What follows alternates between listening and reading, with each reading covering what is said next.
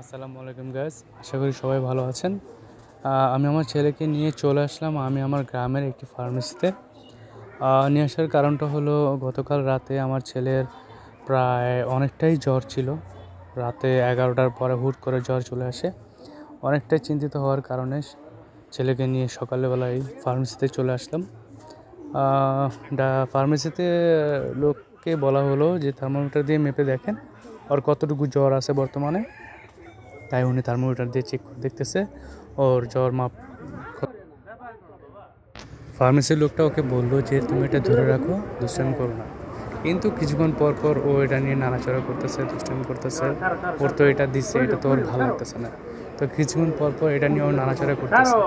আর আমিও ওরা বারবার বলতেছি, বাবা এটা ধরে না, তোমার থার্মোমিটারে তোমার কতটুকু জ্বর আসবে সেটা এটা দেখে বোঝা যাবে। বাট ও তো ওইভাবেই ওর মতো করে যাচ্ছে। বাচ্চা মানুষ তো ওইভাবে তো বলা যায়।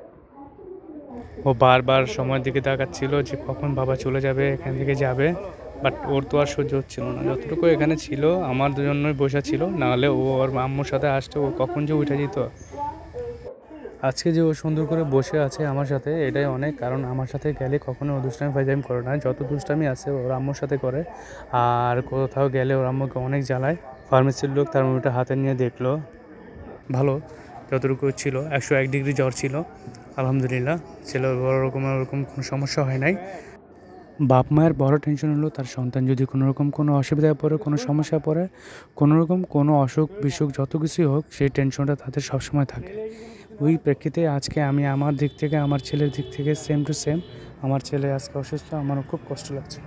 সবাই ওর জন্য দোয়া করবেন। আল্লাহ হাফেজ।